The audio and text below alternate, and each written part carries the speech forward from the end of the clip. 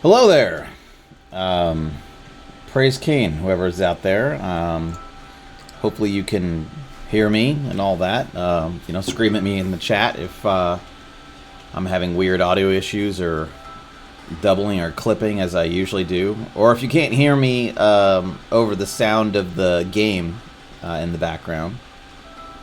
I might have to lower that. Let's see here. It's actually a little loud for me even. Let's see.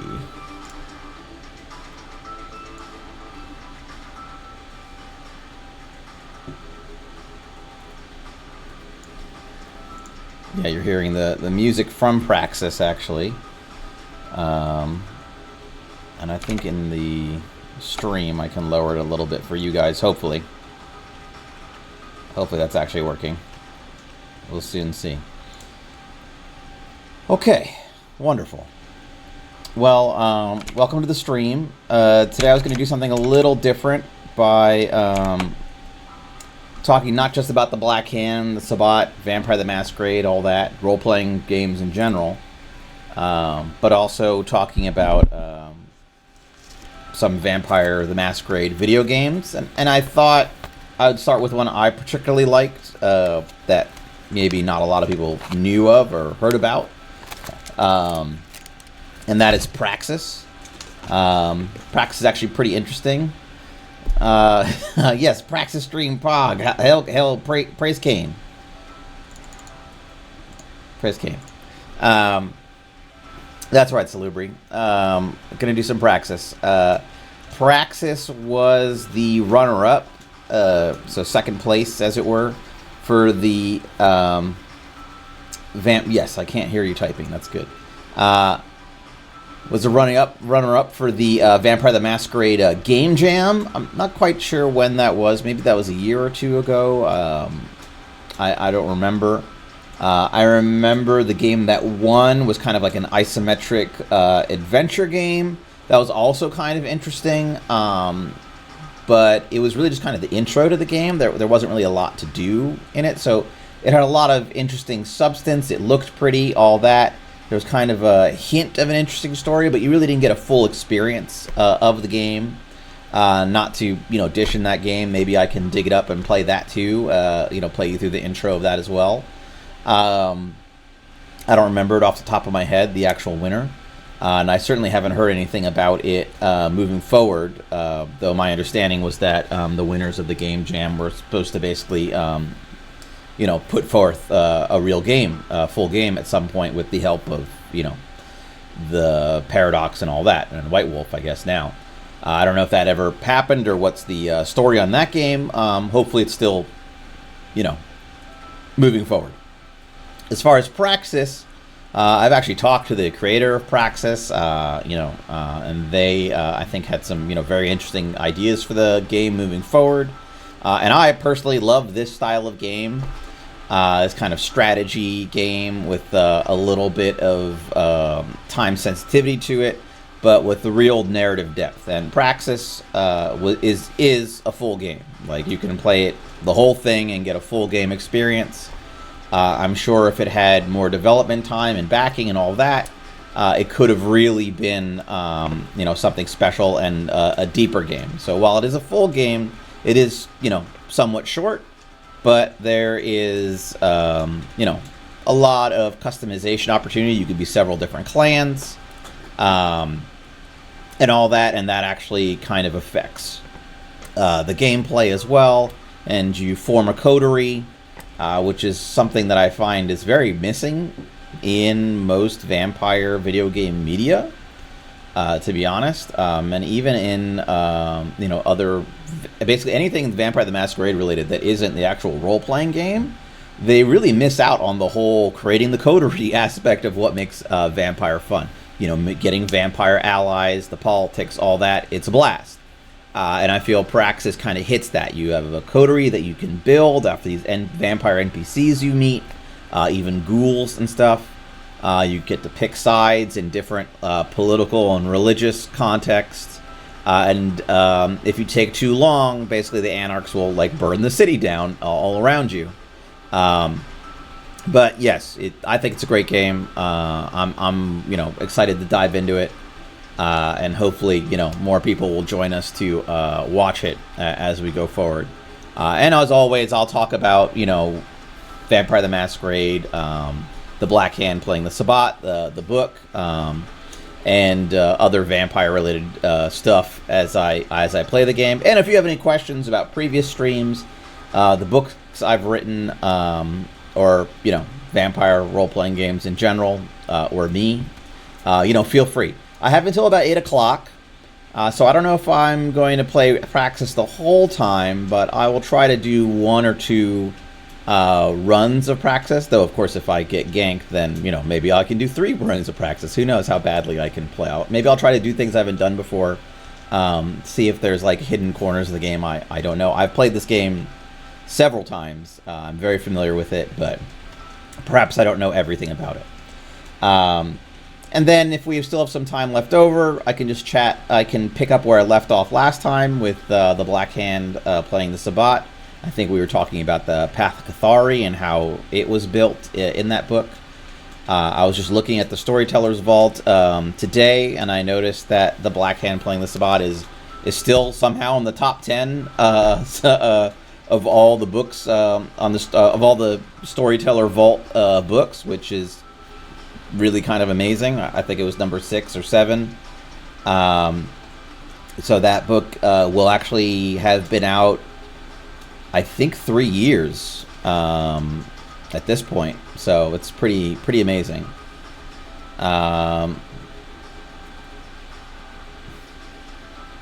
Okay, well, thanks for that question, Salubri. I can. What's your question? Let's see.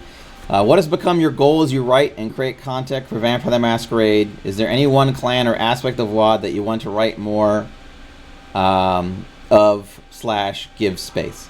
Well, I appreciate it. Salubri is actually my co-writer on the Black Hand, playing the Sabbat and other books. You know, the Vampire Player's Guide for official content and others.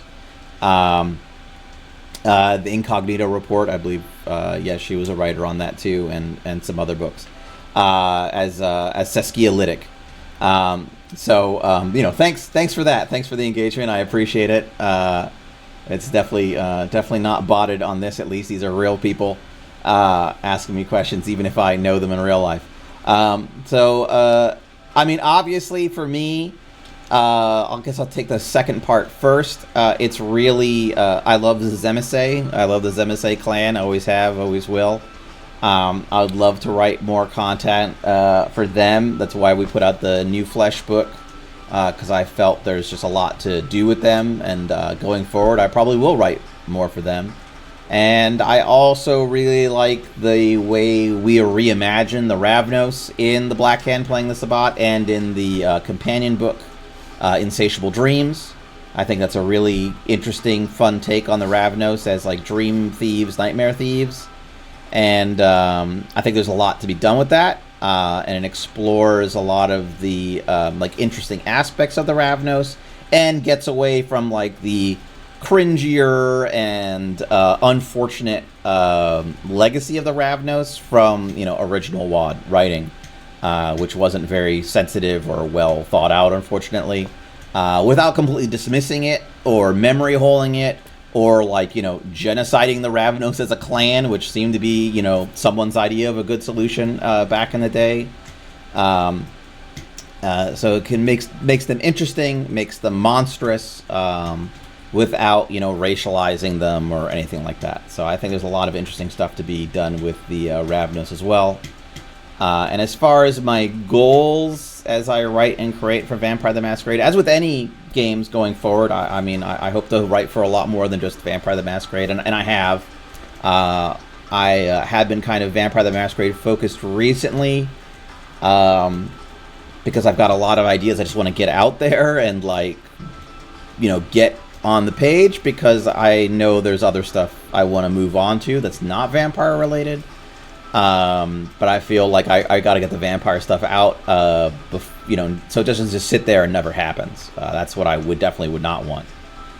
So there's several adventures, and obviously the Ivory Tower playing the Camarilla book that I want to get out before I move on to anything, that's completely different than Vampire the Masquerade or World of Darkness in general. I know there's a new team at White Wolf. I'm not quite sure what the future of the Storyteller's Vault or World of Darkness is going to be. I have no inside information on that or anything like that. I know some of the new team members, and I have high hopes for them, and I've really enjoyed the work they've done in the past and on other properties. So hopefully they'll bring that energy and that creativity to the World of Darkness in the game, and we'll all be happy about it, and hopefully the Storyteller's Vault will still be allowed to create interesting community content. But who knows what the future will hold for any of us. So the more I can get on the Vault now, the better, I think, and all that. So I hope that answers your question a great deal. And now we can get into Praxis. Feel free to keep throwing questions at me if you wish. I'm going to see how this works. I've actually never live streamed playing a game before, so I don't know if this is going to look good or work. Okay, there's my face in the corner. All right, that is working. And there's the chat, and okay, it looks good. Looks good. Okay, so this might actually work. Crazy. Okay. Well, maybe. I don't know.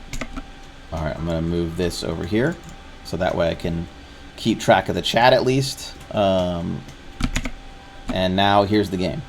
Yeah, and let me know if you can hear the sound from the game. I think the music is, really fantastic in this game. Hopefully I won't get copyright struck for it or whatever.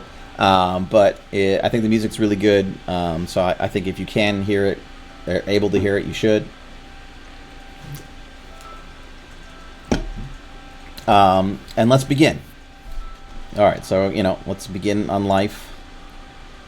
We can pick our clan. I don't actually know how to run a poll in the chat. I'm sure there's a way to do it.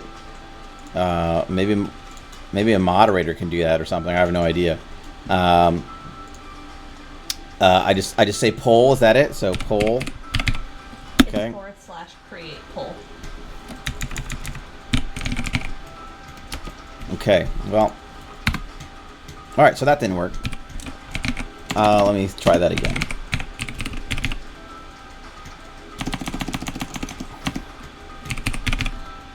No, actually, it's just /poll, it looks like. So here, I'm going to put a poll up. There's a lot of different clans. Let's start with the first 4 here. I'm sure, there's lots of people going to chime in here. I'm not all by myself.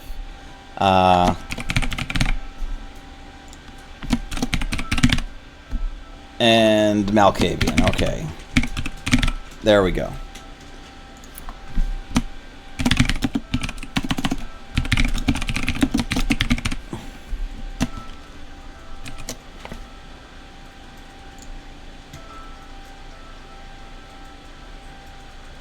No, okay, yes, I could be a Toreador.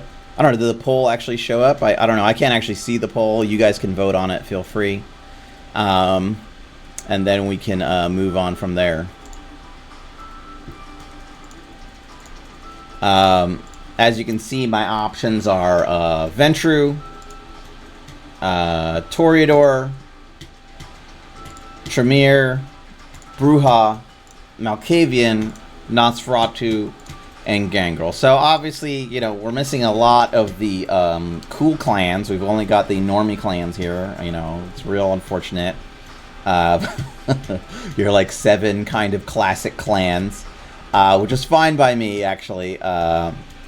Even though you can't play as MSA and all that. This actually works, in my opinion, because those odder clans are actually in the game. Oh, yeah, yes, I didn't add Gangrel in the poll. Okay, let me see. Can I modify the poll?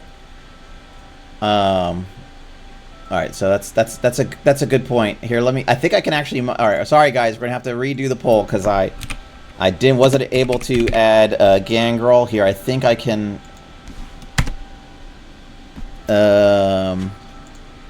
Can I add another? No, I can actually only do 5 responses. So Gangrel and Nos were not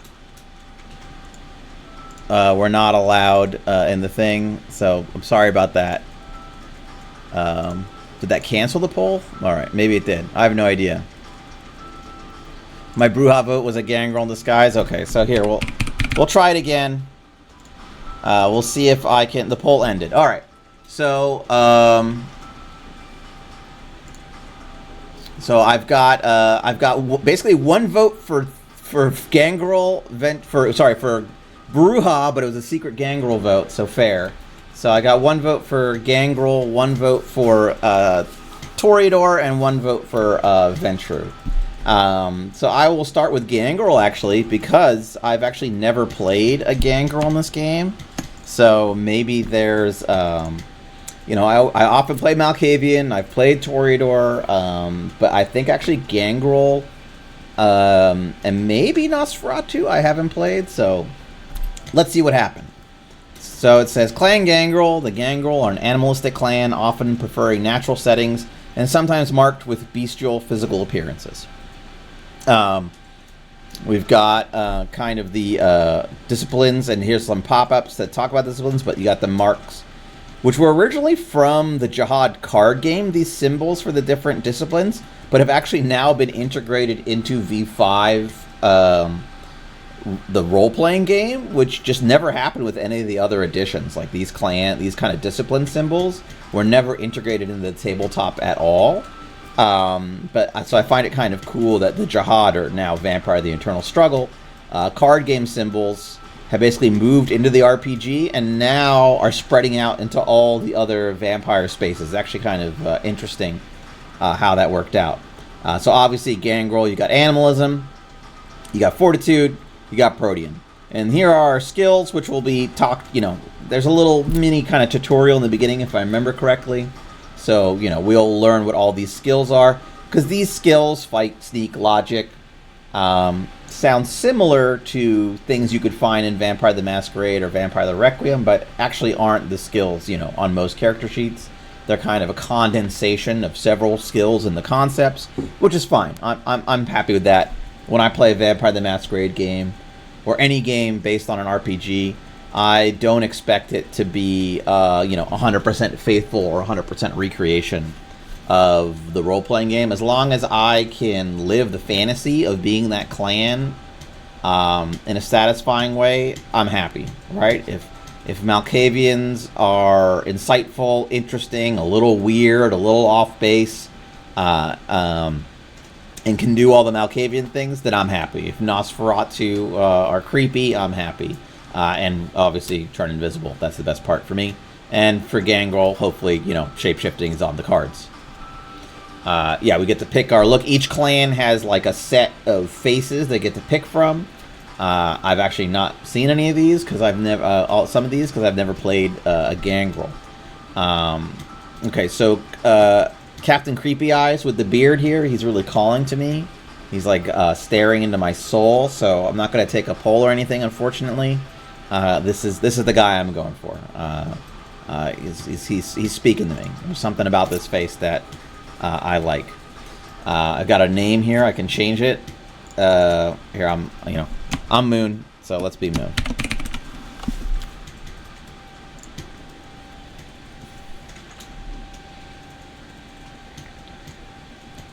And I can read this out loud, the soothing, dulcet tones of my voice. I find, everyone loves that. So, you don't remember much from that night. A bonfire, a camping trip with friends, fire-cooked meals, and way too many drinks. And a beast. It was a massive wolf, and it chased you into the deepest parts of the wood, far away from the safe fire of your friends. There, in the darkest part of the forest, that creature turned into a person before your eyes. Then they did something to you. It felt good. Really good. You assumed it was just a few moments of passion. However, they were taking something from you, something vital. Yes, they were definitely... Didn't you hear that it was a massive wolf? Obviously, they were hot, Salubri. You felt weak, faint, faded. Your consciousness was rolling in and out, and somewhere deep down you knew the truth. You were dying. And the person you went home with watched with cold desire as your spark slowly faded. But you didn't die, did you?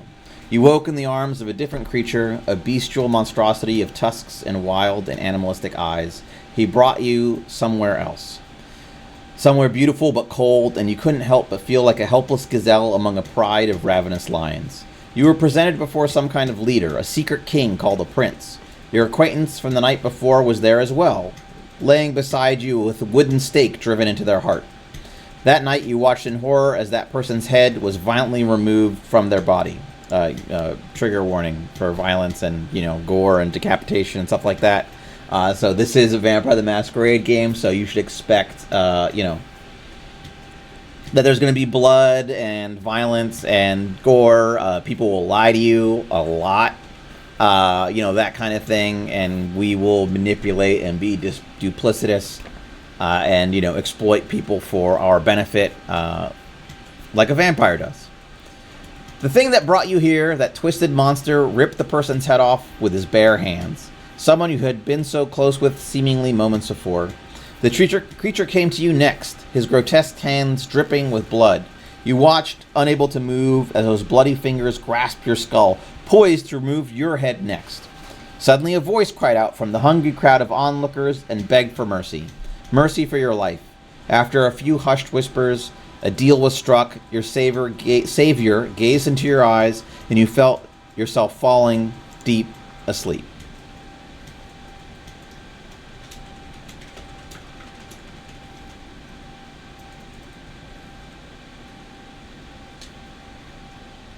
You awaken. All right, so this is the kind of the beginning of the game. It's going to teach me the basics of the thing. And as you can see, it's like a shadowy, blood-soaked map of Portland. And it's very like location and personality based. And there's a bit of, kind of management of time, resources, and your coterie members. Like you play this individual vampire, but you're going to, assemble a team, as it were. And you'll have to make choices about exactly who's going to be in that team. You can, of course, just grab whoever comes first and fill up your coterie, or you can be a little more selective or mean about who exactly gets to run with you as you wish. Or you can try to go to the game alone, which is actually something I've never tried to do. I've never actually tried to play the game without assembling a coterie. I don't even know if it's winnable that way, or if there's, some special hell that awaits you if you're all by yourself. You awaken. A voice tells you to awaken, and you feel your eyes flutter open. You are asleep. How? Before you stands a beautiful, dark-haired woman. She says her name is Lily, that she knows you have questions, and she will do her best to answer them. So this opening is kind of a classic Vampire the Masquerade trope. You were embraced, not necessarily by your consent. Kind of, you were turned into a vampire by like a kind of surprise embrace, and quite clearly the person who turned you into a vampire, didn't have permission to do so. Fell victim to the authorities, it seems, and your own life was on the line, but through circumstance, the benefactors, the conceit of the game, needing you to, not die in the first 5 seconds, You survive, and now you have to kind of learn this world as an ingenue.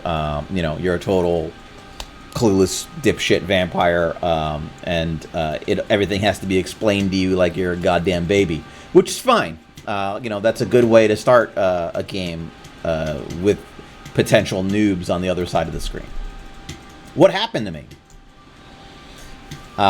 She sighs deeply, saying that you've been transformed into something else, something other than human. She tells you that you are something called kindred, or as the less cultured would call it, a vampire. You have questions, ask them. And I have several, questions that I can ask. I can select from these. And as you can see, the word kindred is in yellow. That kind of happens throughout the game, where these vampire words, these like lexicons and words that you'd kind of see in like the lexicon of a book are highlighted yellow, so that you understand that they're being used in a kind of specific context. There's no like tooltip or anything as you hover over them. I guess that would have been a nice addition further on if it tells you something more about that word. But to be fair, in the person speaking to me, in the context of the paragraph that she used the word, I kind of get the sense of what it means without needing a tooltip or anything like that. So that's a very minor quibble in any case. So let's see what I can ask her. So if I'm a vampire, do I have powers? Why did that thing rip my friend's head off? And I've asked enough questions. So I obviously haven't asked enough questions. So I'm going to go with the if I'm a vampire, do I have powers? Which, to be fair, is usually the first question I get asked as a storyteller when someone's making and playing vampire for the very first time. Lily tells you that kindred have unique powers based on their clan. She mentions that they are called disciplines, as yet again highlighted yellow. And she rattles off a few of them: dominate, auspex, presence, obfuscate, animalism, potence, protean, dominate, fortitude, blood sorcery, and celerity. That's how you know it's a V5 game, because it says blood sorcery instead of thaumaturgy, right? And here is the list of some of the disciplines that Lily mentioned. I can actually say, oh, whoops, I didn't mean to do that. All right, so let's go back. So I have a vampire thing. So here's a list of some of the disciplines. So obviously, let's ask about protean, because that's one of ours, as is fortitude. I don't see animalism on the list, actually. Ask about protean. Lily informs you that protean is the art of self-transformation, allowing one to become more animalistic, usually involving dangerous claws and eyes that can see in the darkest of places. That is interesting. So protean is no longer in the list, but dominate is. All right, so let's ask about fortitude. That's another power Gangrel will have. Lily reveals that fortitude is a discipline that allows you to survive even the strongest of attacks. It can make your skin almost unbreakable with enough practice. Okay, fortitude is gone from the list, but now celerity is on there. So I guess I would have liked if all of them, but I understand it looks like there's only there's a limit to the number of choices. Much as I was limited in what options I could do in my poll on Twitch, we're all limited by what UI we're using and all that. So yet again, a minor quibble. I guess if there was something down here that said like ask about a different discipline, maybe, who knows. But I don't want to be here all day. So I'm going to ask about one more, and hopefully animalism will pop up soon. So ask about celerity. She tells me about celerity, moving faster, that kind of thing, dodging bullets. Oh my goodness, animalism, where are you? Okay, blood sorcery, that sounds cool. Okay. Lilia says that blood sorcery is the art of manipulating and controlling blood. Their powers are diverse in their practice, but all are equally terrifying. Yes, I do like in V5 in general that not only is thaumaturgy been renamed blood sorcery, which is fantastic, but that it's about blood, that it's magic about blood. I like that. One of the gripes I've always had about OG thaumaturgy and the way thaumaturgy was used and presented in older editions of the game, which I played and loved and all that, though I didn't play a lot of Tremere, was that it was basically this kind of Swiss Army knife discipline. It could basically do everything and anything, and very often stepped on the toes of other discipline powers, especially fortitude and a few others. So I really like that it focuses more on manipulating blood and doing like weird things using the power of the blood, that kind of thing. It's not all about blood, but that's definitely its focus. And of course, you know, as I've said more than often than not, my gripe would say Oblivion, which I don't believe makes a appearance in this game. Maybe it does. I don't think so. Is of course that it is a unfocused discipline power, that it's, you know, kind of goes all over the place and doesn't really you know, stay in its lane. Though I feel that's mostly because just it has so many documented powers in so many different books. I think it's, like I've said before, I think it has more powers than any two other disciplines combined. And of course we tried to deal with that in the Vampires Player's Guide, the official Vampires Player's Guide, by basically, you know, these are kind of the official Oblivion powers. You know, you don't need 33 books of them. All right, Auspex. All right, Auspex. Lily informs you that Auspex is the art of seeing past the mundane world by seeing auras, even minute details others can easily miss. Animalism, there you are. Okay, so let's take a look at that. Lily tells you that animalism is the power to control and commune with animals, even suggesting that one could create animal servants with enough practice.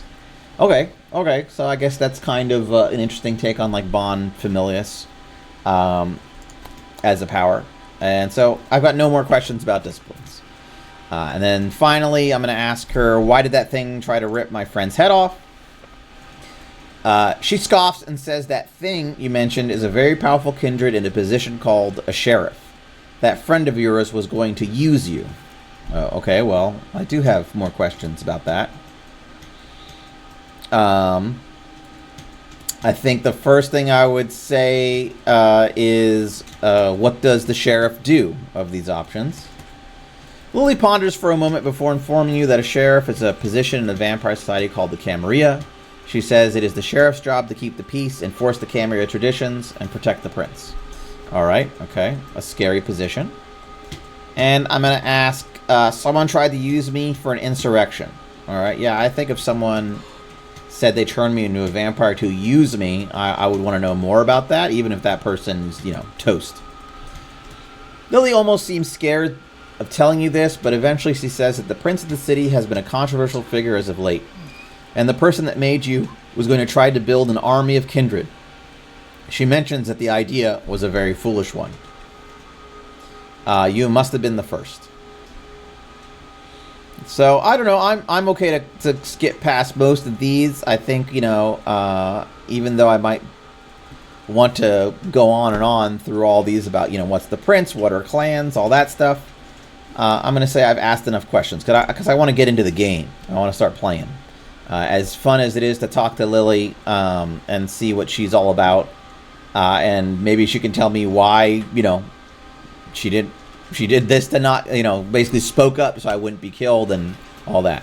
Lily seems to be exhausted. She says the sun is about to rise and that you both should get some sleep.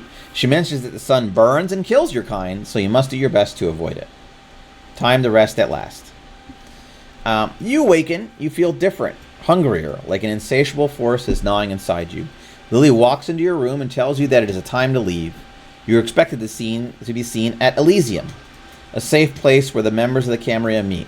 You're asked to get ready. What will you wear?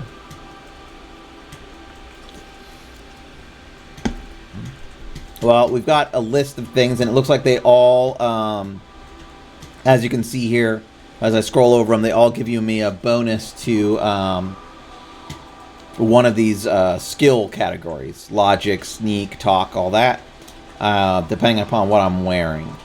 If I remember correctly, this is like a one-time bonus that affects me for the rest of my playthrough. So it's pretty important to choose what I'm going to wear, in a sense, right off the get-go. And it's probably going to determine the basics of my play style. I'm a gangrel, so personally I am thinking I'm going to be more likely to get something like fight or sneak or maybe even like awareness. I don't know if anybody has any preferences for what I should go for or what kind of playthrough I have had. I've definitely had several talk-oriented playthroughs. So I don't know if I may have done like a combat playthrough, but maybe I will go with awareness, +2 to awareness. Alright, so once dressed, you return to Lily. She looks you over, nodding approvingly. She mentions how the clothes are not her style, but they are very you, whatever that means. She throws you a car key and tells you that you're driving her to Elysium. You both begin your journey to the place where all kindred society takes place. Alright, so in the tutorial, it says tutorial. To travel around the city of Portland, you simply click and drag a character to a location of your choice. Try traveling to Elysium. Alright, I think I'm going to do that. So I can just drag around the map, and I can zoom in and out. That's like a zoom out. As you see, there's really only 2 places to go. And this scroll here, as you can tell, is like time's actually passing. Like as I'm yakking, time's passing. The night is passing me by. There's the moon and all that stuff. So let's get, and there's like kind of my character sheet. It tells me my hunger rating, my health rating. I'd go over more detail, but the night's almost halfway done. Let's get out of here. All right, so I've taken my main character. That's me, Moon. I'm entering Elysium. As you can see, the timer is also on my character, how long it takes me to basically interact, get to Elysium, all that. So you both drive to Elysium, and that kind of time management is basically, you know, that time resource management is basically the essence of the game. As you have like a larger coterie, you're going to be able to cover more spaces, do different things, basically use different characters' strengths and weaknesses in different locations, solve different puzzles, or just gather resources basically that you need to hit certain objectives. So Elysium, and as you can see from my character sheet, I'm pretty fight heavy, got a little sneak. I'm pretty bad at logic and talking, but I'm okay at sneaking, awareness, and composure. But really, fighting is what I'm best at, even though I may not be the best at it. So that's like my base. So that's like with the +2 awareness there. So I guess the base Gangrel character was kind of built for fighting, and all the rest were mostly dump stats. So you both drive to Elysium, a massive skyscraper in the heart of Portland's downtown. The same crowd that watched you nearly die at the hands of the sheriff, now watching you with hungry, predatory eyes. You cannot help but feel every leering eye intensely locked on you as you walk alongside Lily, who guides you to a door being protected by the sheriff. He looks you both over, giving you a particularly long stare before opening the door. And as you can see, I've got 2 out of 5 willpower dots, 3 out of 5 health, and my hunger is at 2. And obviously hunger out of these, all these are best if they're full or highest, except for hunger. Hunger, you want that as low as possible. So enter through the door. Inside the room, you see a long table. The prince of the city sits at its head, and 5 others sit around him. You seem to have stumbled upon some kind of argument brewing between everyone at the table. They are shouting words involving an anarch rebellion and about them needing intel. The prince interrupts the group after noticing you enter. The room immediately goes quiet. All right, let's listen to the prince. Lily introduces you to everyone in the room, pointing out the 4 Primogen, Hendrik Quinn, Victoria, and Jonathan. She informs you that the last person in the room is Xavier, and he is the keeper of Elysium. She introduces you to the prince, who immediately claims that you don't seem like much to him. When Lily tries to give a speech about your character, the prince interrupts and says that if you're as good as she says, then he has a job for you. Classic. Classic. You know, I know, at least when I'm managing a team, that if I've got an important job, I immediately give it to the first dipshit that walks through the door. That is always what I'm going to do. Well, no, that's sarcastic, obviously. But in most vampire games, it seems that princes are always very eager to hand these so-called important jobs to the scrubbiest kindred possible. The more, low down and disposable they are, the better. It's a classic Vampire the Masquerade trope where the prince basically gives you a job where he, maybe hopes you succeed, but if you were to die, that wouldn't be so bad either. So let's see what that job is that the prince is talking about. And we've got a little picture of the prince. He looks like me when I was 17. The prince says that the Camarilla needs some intel on the Anarchs, and you are just the person to do it. Lily seems clearly worried, mentioning that you're untrained as a vampire, but the prince shushes her. He says that all the information you'll need will be given to you by Tobias, and tells Lily to introduce you both. Lily agrees. Back to Elysium, we're introduced to a young man. Alright, so this is Tobias. He tells you that his name is Tobias Rozak. He is the one that has been gathering intel on the Anarch Revolt for the past few months. He says Anarchs are a group of kindred who resist the rule of the Camarilla. According to the information he gives you, there have been many attempted insurrections against the local Camarilla, with the Anarchs attempting to reclaim the city since the 90s. However, the Camarilla has held strong. So I've got some, let's see, why do the Anarchs hate the Camarilla? Tobias says the Anarchs believe the rule of the Camarilla has become too corrupt due to the large number of elder vampires that rule it. He goes on to say that the Camarilla have only recently, within the past few decades, claimed Portland for their own, and the Anarchs want their domain back. Okay, so that's a little interesting reasoning for them. Sounds like there's some history. Tobias, now exhausted from describing the turgent past of the Anarch and Camarilla sects, asks is there anything else you'd like to know? Okay, yeah, what's an elder? That's a pretty good question. All right, if I, literally 1 night old as a vampire. Tobias refers to an elder as an old vampire, one who lived long enough to become more powerful than an average kindred, like yourself. He mentions that many kindred believe that there was once an original vampire, one who all kindred are made from, and the closer generation to him, the more powerful you are. Tobias also mentions that some often referred to as an elder due to their generational closeness to that first vampire.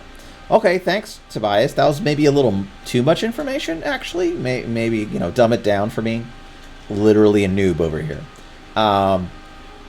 Though I do like that he didn't name drop Kane right in the middle of the Camarilla Elysium. That might have been maybe a little too much there. I appreciate that. All right, so let's see here. How do I gain intel on the Anarchs? Tobias mentions an old abandoned car garage that a couple notable Anarchs usually hang out at. If you sneak around there, you should be able to gather some intel on their whereabouts. Alright, so that's like basically kind of what you do in Vampire the Masquerade Bloodlines 2. That's basically half the game, is sneaking around, eavesdropping on Anarchs around mechanic garages. Abandoned car garage, got it. Tobias seems curious about what you have to say next. Alright, I think that's everything I need to know. I think that's all the questions, so we'll move on. That's all I need to know for now. So you leave Elysium. Lily tells you to be careful and that if you have any problems to come to her. You are her responsibility now, and all of your actions will also reflect on her. You agree and go on your way. Yeah, it's definitely a trap, Losian. I mean, come on. This is like a super trap, and good to see you. Well, you know this. Oh, and the funny thing is, actually, I think Losian, if I recognize him from his name, actually was a gangrel in my very first Vampire the Masquerade game I ever ran. And this is exactly the kind of shit. Yeah, I got you, Carlos. This is exactly the kind of shit he had to deal with. He had to put on a suit, get bossed around by a Camarilla prince, and basically, go on suicide missions. So, I appreciate that. It is definitely a trap, for certain. So I will continue on. It's a trap. I know it, but let's see what happens. Let's see what's the worst it could be. Some locations have missions that allow you to gather a resource. In the case of the car garage, you will gain intel, 1 of 5 coterie resources. So this actually I enjoy a great deal. It's basically the kind of resources you're going to gather in the game and spend in the game to meet certain objectives. Obviously cash, status, which is, I don't know if there are tooltips here, but status is kind of the game-winning stat.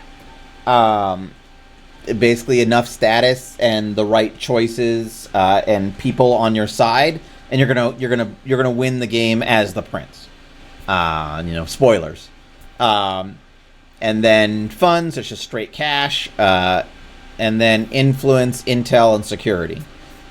Security is kind of like almost like anti-hunter, like masquerade rating in a sense. And then intel, as you can see, is basically, what are the anarchs up to? What are your enemies up to? And then influence is more about, I guess, the powerful vampires and what they think of you outside of like status. But we'll get into what exactly they are as the game goes along. So status. Oh wow. Well, I said all that, and now and now it's telling me. Okay, so I feel kind of silly here. So hopefully it doesn't contradict me. I'll just skip by real fast if it says something different than what I said. Status represents your standing with the court and changes your rank. Reaching 100 status will give you enough political sway to claim Praxis from the prince. The important part of that is the word claim, right? So once you have 100 status, you can try to become prince, try to claim Praxis, but stuff doesn't always go quite that well depending upon your choices in the game. Funds represent your financial situation. Giving kindred jobs or finding other less legal means to make money can be found throughout Portland. So just cash money, dollar bills. Influence represents your ability to interact politically with the court. Getting members of Elysium to help dethrone the prince costs influence and will help you claim Praxis. So in a sense, you can kind of, once you have influence, you can get powerful members of the court on your side, and they will basically add to your status, your ability to, well, not necessarily, but usually they'll add to your status, your ability to claim Praxis. And lastly, the last two are intel, represents your informational currency that can be bought, sold, and traded for other goods. As we all know, intel is, often more important than cash in a vampire game. And then last but not least, security represents how well you have kept up the masquerade. A security rating below 0 will result in hunters invading the city, and that's basically game over, from my experience. So that can be something that can kind of end the game prematurely, even if you're doing well in other aspects. And that's where I feel like trying to win the game as a solo vampire without a coterie could be especially difficult, because they can really help with getting cash and keeping security up, so that you can do other things. All right, so let's look for this car garage. All right, there it is, the car garage. All right, so as you can see, the night is passing me by, so I'm going to plop myself over there. I go to the car garage. It asks me what I want to do. All right, so are the events, locations, NPCs random in this game, or do you always get the exact same story? Okay, so that's actually a great question, Eileen. I hope I'm pronouncing that correctly, unless that 4 is an A, Aileen. All right, so, it's here we are on the internet. You can correct me if I'm wrong. Basically, the starting events are always the same. They're always going to give you the car garage. You're always going to see your sire murdered, and Lily is always going to basically save you. All right, so those things are kind of set in stone. That's the beginning of the game every time. Your embrace story is different depending on your clan. Like, I'd actually never played Gangrel before, so that's the very first time I'd ever read that, you went camping and a wolf and a hot wolf attacked you, right? It was a hot wolf, right? Pretty sure. So a big hot wolf attacks you and you get turned into a vampire. That's the first time I read that. So each clan kind of embrace story is different, but the fact that your sire gets killed by the sheriff, Lily saves you, and then the prince basically sends you on this bullshit car garage mission. That's all the same. And there will be certain beats in the beginning that are very similar, but how the story develops is different. Like, you will get different missions, you will encounter different NPCs at different times, and how the Anarch threat kind of progresses through the game also seems to be different. I'm not exactly sure if that's dependent upon how fast you gather status or how low you let your security get. I haven't really dug into that aspect of the game, but I have played games where basically I have won with the city completely intact. The Anarchs never tried to, burn the place down. And I've played other games where the Anarchs literally destroy half the city before I take over. And when I say they destroy half the city, the Anarchs actually destroy locations, which can make the game much more difficult. Like if the Anarchs destroy the locations where you're gathering blood or gathering cash or any of that kind of thing, you basically have to go the rest of the game without that location in play. And so the earlier the Anarchs start burning shit down, the harder the game can be. Yeah, there is a lot of replayability, not just clans, but also how things go. And as I said, it's a complete story. I'm sure if it had been given more time or resources or whatever to deepen it, it would be even better. Yeah, I hate those Anarchs. They're the worst. They're the worst. Definitely the worst thing in this game is the Anarchs. Can't stand them. Can't stand them. All right, so we're gonna go to the car garage and gather intel. Okay, so it even tells me what the reward is, and you'll see the light up of my character's face, which is basically just telling me that everything takes time. This was pretty quick. All right, I gathered some intel. Look at me gathering intel. The night is progressing. All right, so something's happened. I've gathered intel, but then some kind of checkpoint has been crossed, and it's presented me with this problem.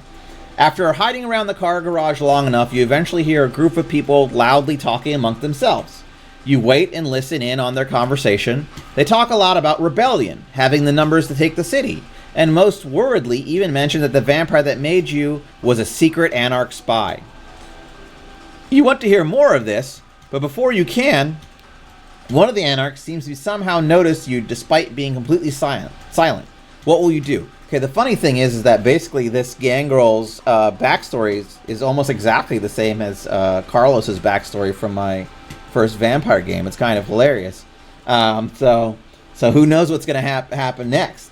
I mean, obviously, you know, that game took place, I don't know, 30 years ago. So I doubt there was actually any cribbing of notes that happened. But let's see. So my options are sneak away from the hiding spot as best you can, lift up your fists and be ready to fight, hope that you can talk your way out of this, find another way out of this place, try to stay perfectly still, and hope they don't notice you. So obviously these all seem to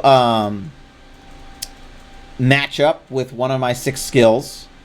There are 5 options, and I've got 6 skills, so I guess talking might not be... one of these doesn't match, you know, so but it's going to tell me which is which, and my percentage chance of success. As you can see, there's a die here, and it's actually a V5 die. And it's going to tell me what my chance of success is, what skill it's checking, and what I get if I succeed. So here, sneaking, I've only got a 60% chance. Fighting, I've got a 70% chance. Talking, 50-50. Awareness, 60%. And then composure, 60%. So even though I'm best at fighting at 70, I don't know. I'm thinking either fighting or sneaking away. Yeah, your character is in the zeitgeist. All right, so I'm gonna try and fight. All right, let's see what happens. 70% chance. I'm rolling the die. Oh, okay, I failed. All right. So my skill roll has failed. Your last action will be unsuccessful. Or, yeah, I should always sneak. It's true. Or I can click to spend one of my 2 willpower points to automatically succeed, which is a pretty interesting wrinkle. I mean, I don't know how quite this is balanced. Maybe in a longer term play, spending a willpower for a reroll would maybe be more balanced, especially when you get ways to recoup willpower more easily during the game. Like in the early game, willpower is a pretty finite resource, but you quickly find ways to basically farm willpower, and you can wind up walking around with basically all the willpower you need. So, which, as you can see, give you auto successes. So maybe in some fine tuning, there's some fine tuning there, but I enjoy it. It seems to work. If you really want to succeed, we're going to do it. So we're going to spend a willpower point. We've got, until that runs out. We don't want to disappoint the prince after all. So we blew a willpower point and we won. One of the Anarchs finds you and pounds his fist together threateningly. Unfortunately for him, you are much faster, and grabbing a wrench, you smash it into your enemy's head before bolting out of there. You continue to run into the night free. You hear shouting behind you. Hopefully they aren't coming for you. You get away safely for now. Alright, we did it. So let us go back to Elysium. As you can see, it's now night 2.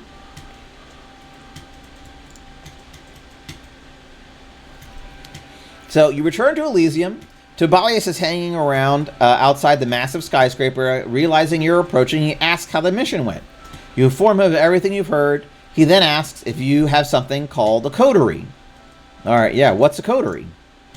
Tobias tells you that a coterie is a collection of kindred who stand together for a common purpose of survival. He tells you that most kindred in Portland run with some kind of coterie. I see.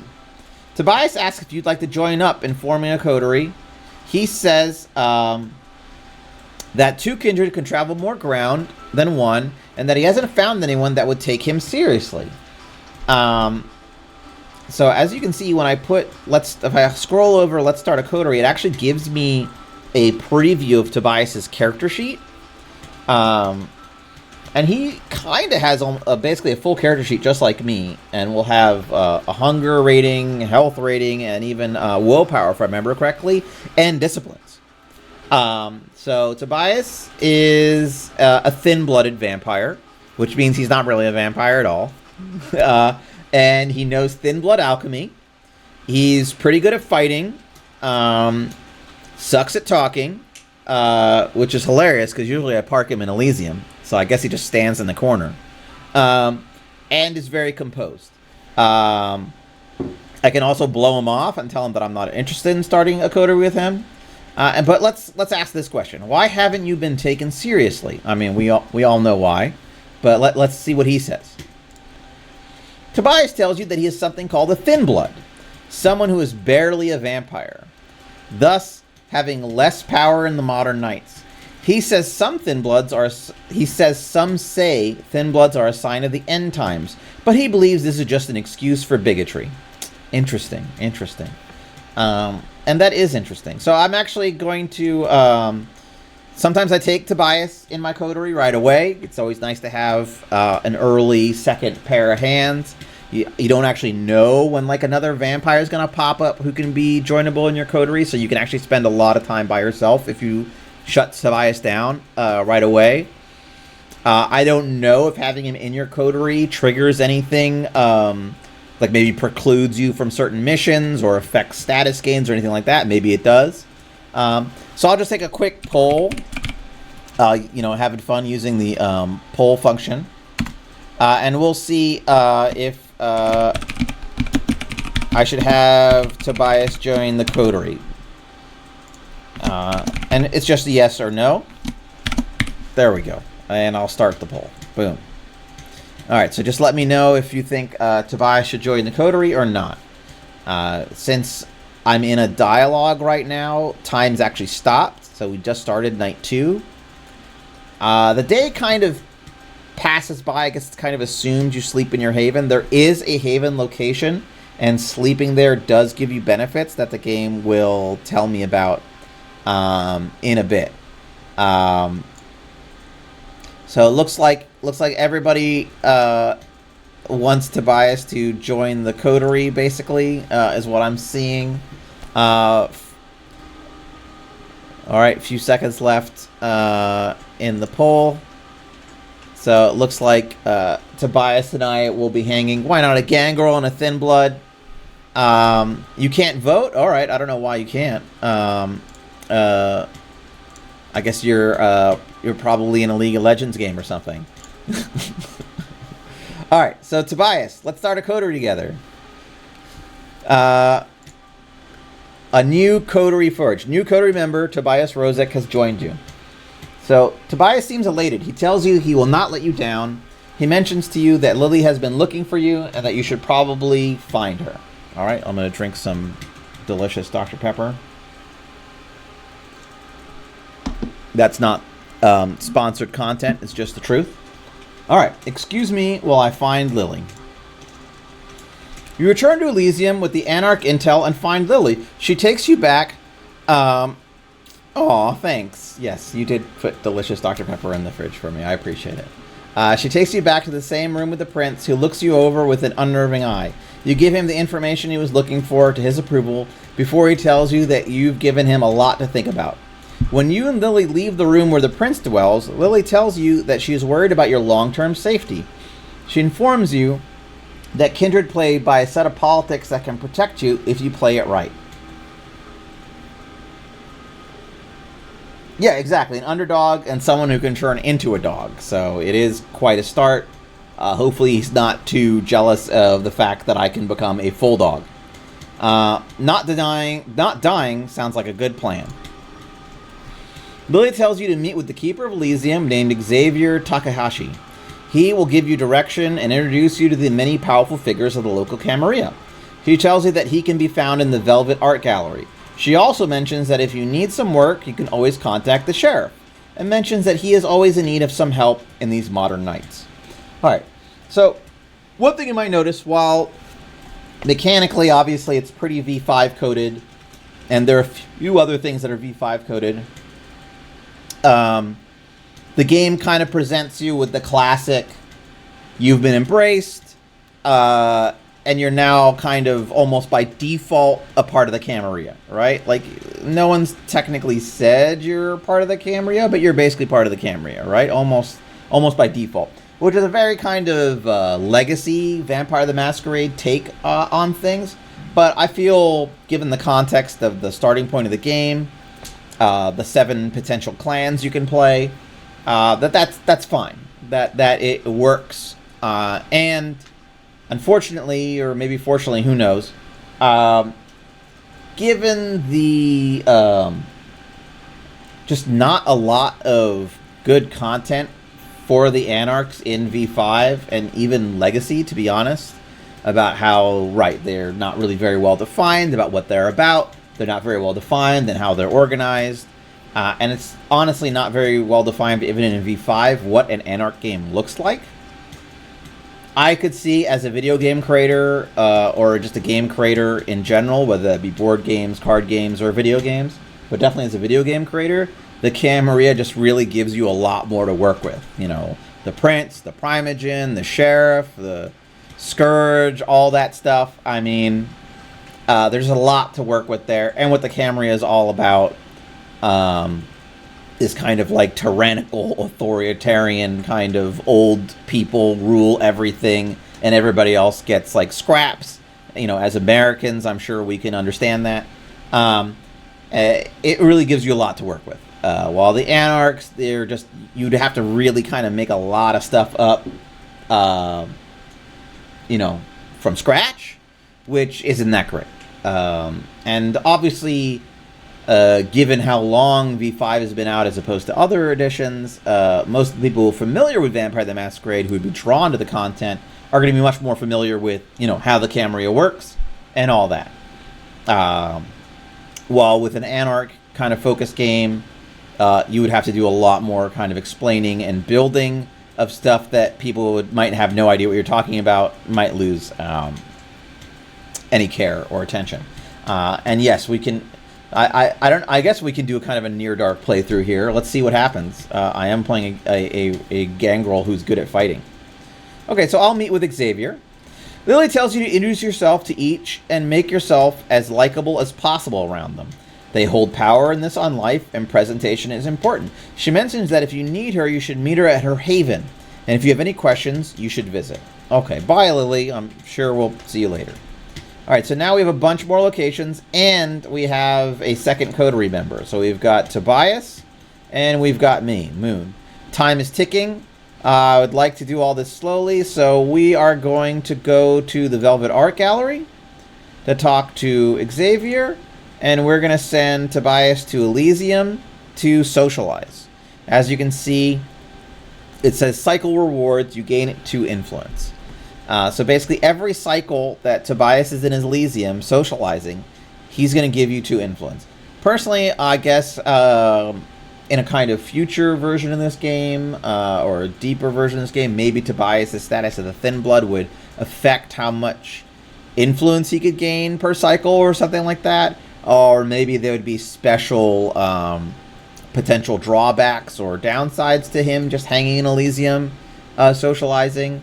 It seems that he is kind of part of the power structure somehow. Like, people are aware of him. He's obviously a thin blood that the Cambria makes use of to gather information and intel on the Anarchs. So his presence at Elysium has already kind of been explained. Like, and the fact that there's like a bigotry around him has been explained. So I don't think he would be totally ostracized from Elysium, but perhaps there would be some drawbacks to basically just parking him there and farming influence with him, which is what I'm about to do. There might be special interactions that happen to Tobias when he hangs in Elysium. I don't remember if anything like that has ever happened to me in the game. Usually those pop-ups, those like something happens while you're there, kind of out of the norm, usually mostly happen to my main character. I don't know if they happen to my coterie mates as often as they happen to me. So he's going to socialize at Elysium. And as you see, he's now farming influence. Alright, so the Velvet. You enter the Velvet Art Gallery. Tall ceilings greet you alongside white walls adorned with a wide collection of brightly lit art. You look around trying to see if you can find Xavier Takahashi, as instructed by Lily. Alright, so looking around is an awareness check. Asking around is a talk check. Obviously, I'm going to look around with my sharp gangrel eyes, because my gangrel mouth is just for biting. Alright, I failed that. I can spend a willpower. I'm not going to. I'm going to save that last one. The space isn't crowded, but it is big. Finding him has proven more difficult than you would have hoped. Okay, so I couldn't find him. It's going to let me try again. Not something you often get to do, but because it's the early game kind of quasi-tutorial aspect, it's going to let me re-roll. Alright, so I'm going to look around again, because yet again, I only bite with this mouth. Wow. Lost again. Alright. Alright, try again. Alright, I'm not spending that willpower point. If you're going to let me re-roll, I'm going to keep re-rolling. It's like the nicest ST ever. Alright, you look through the many crowds, unable to see anyone who would match his description, but you realize a large gathering of people huddle around a single painting. You decide to check to see if he's in that huddle, and you go over to look. Alright, let's see what's going on there. Found him. You enter the crowd of people. All of them seem to be gazing up in rapture at a large painting of a man covered in intricately painted roses. In the corner, you see the signature of the artist. It reads, X Takahashi.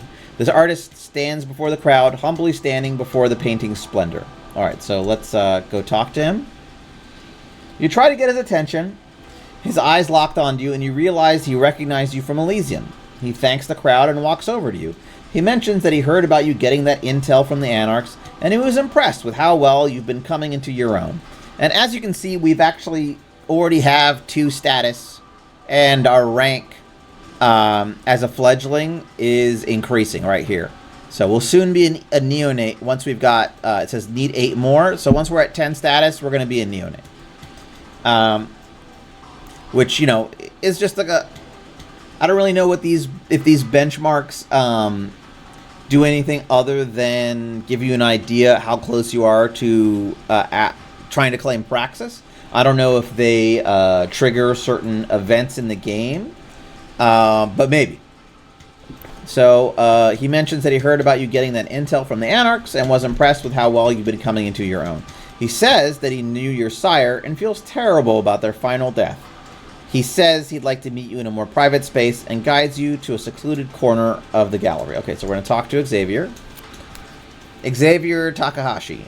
He's giving me like Toreador vibes, obviously. The roses, the artists, the Keeper of Elysium, you know. Xavier greets you, introduces himself as the Keeper of Elysium. He says that if you ever have issues with upholding the Masquerade, that you should come to him. He tells you that you should meet with the Primogen at the city. He suggests you visit either the Tremere Primogen Hendrik at the Chantry or Victoria, the Ventru Primogen at the Siren's Call. Okay, well, I mean, you don't often get invited to Tremere Chantries to hang out with the Tremere Primogen. So that sounds like a cool, fun thing to do. I'm sure they'll have no problems with that. They must feel pretty secure. At the Siren's Call, I don't know what that is. Probably a bar. All right. So 2 locations have been added. So there's the Chantry. I can see some magical glyphs, not ominous at all, kind of floating out of that. And then the Siren's Call. And as you can see, Tobias here, he's just farming influence. As the night goes by, he's getting 2 influence each time. And we can actually look at his character sheet. It looks like he's got 3 willpower and 1 health level. All right, and no hunger. All right, so let's head to the Chantry and talk to Hendrik.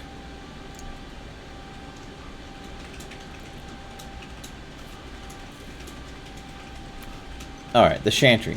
The Chantry seems to be a massive structure downtown, one of the many skyscrapers that littered the city, whose contents you didn't know until this moment. Large white marble slabs, I assume that's supposed to be slabs, cover every inch of the massive cathedral-like interior. Almost as if informed by forces unseen, you see the man you assume is Hendrik rushing to your side. Greetings, Regent Meyer. All right, well that's probably like what his actual title is within the Tremere as a regent. Hendrik greets you before introducing himself as the Tremere Primogen. He informs you that he has advanced knowledge about the local area, and if you have questions or desire to research the occult, that you should do so at the Chantry. Alright, well these are kind of very, Tremere are sneaky. They're taking a very interesting tact of being like very pleasant and open, which, I don't trust that. Don't trust that. They're like inviting me into the Chantry. They're saying, like, study occult here. Got questions, come on in. It's a very different tack for Tremere, in my experience. Usually they're very off-putting, so this must just be like a social Tremere.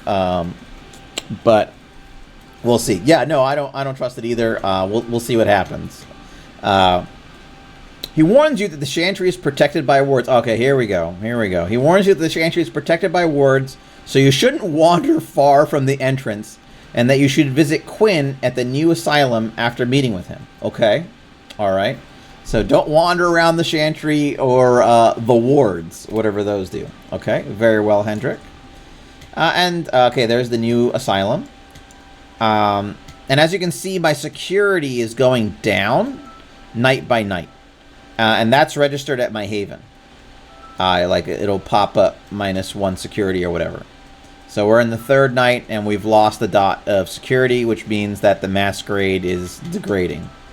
Oh, okay. Well, I guess someone noticed Tobias just hanging out in the Elysium farming influence. Let's see here.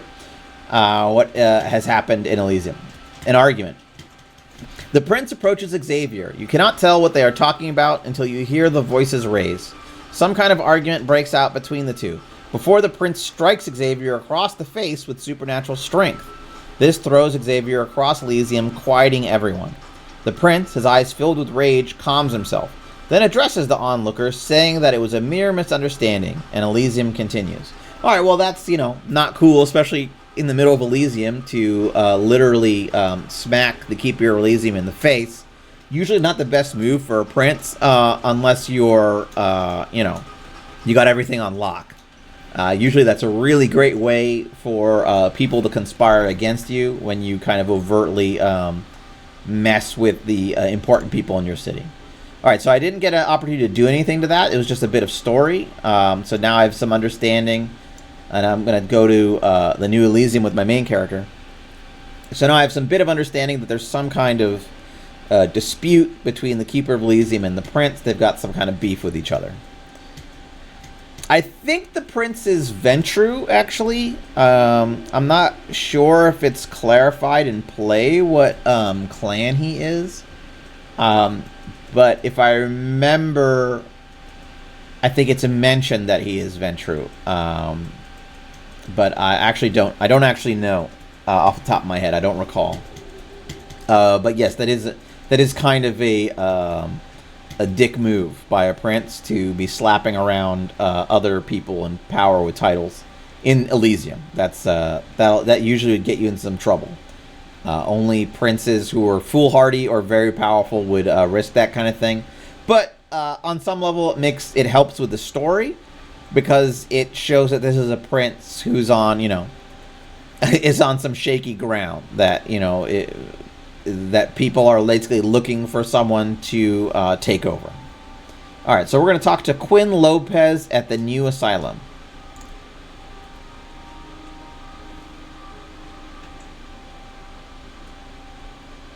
A bouncer.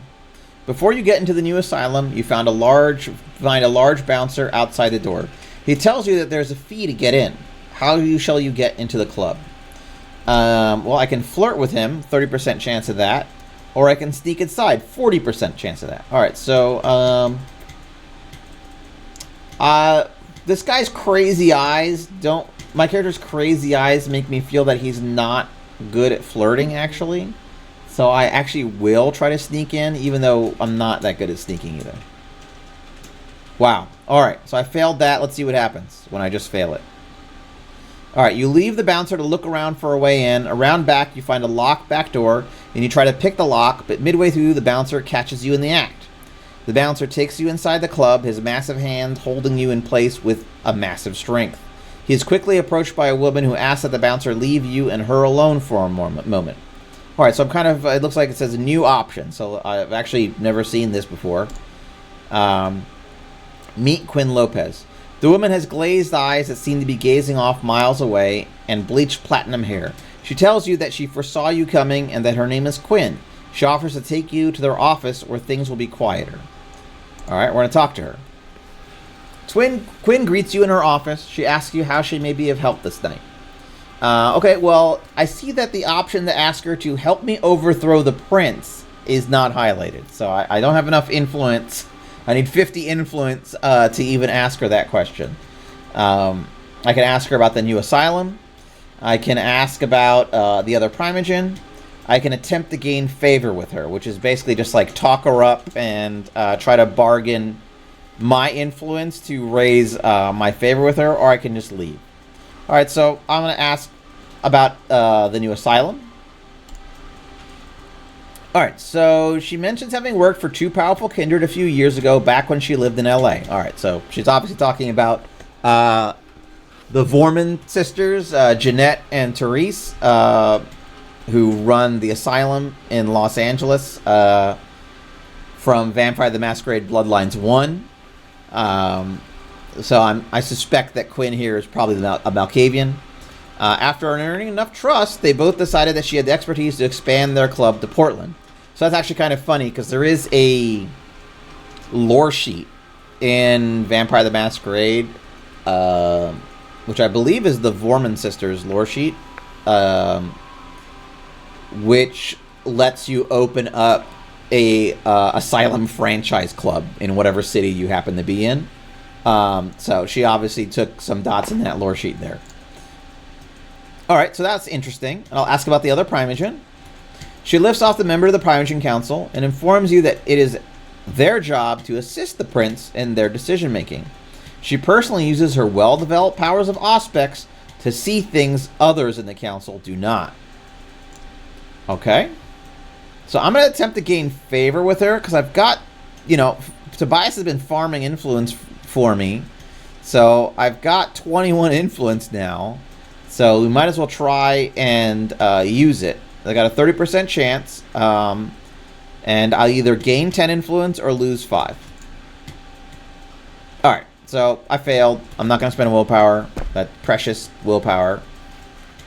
So a tearing conversation. That might be tiring. She seems more distant than usual. You can tell she is bored out of her mind by the topics you've chosen to talk about. Okay, well, I am a gangrel. Not, not to be rude to gangrel, but not known as conversationalist. That's fair enough. And then let's see here. Let's zoom out a bit, move around. And then I think the last place I'm going to go is the Siren's Call before maybe hitting my haven. So we're going to talk to Victoria, who's the last Primogen. So we've met a Toreador Keeper of Elysium, Tremere Primogen, what I assume is the Malkavian Primogen, and now Victoria, who I think is the Venture Primogen.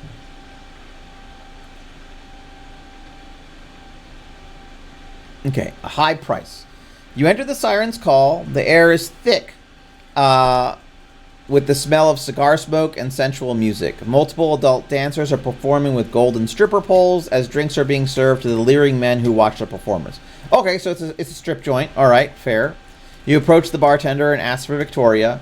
The bartender tells you that they can tell you for a little cash. They ask for $300 just for information. What will you do?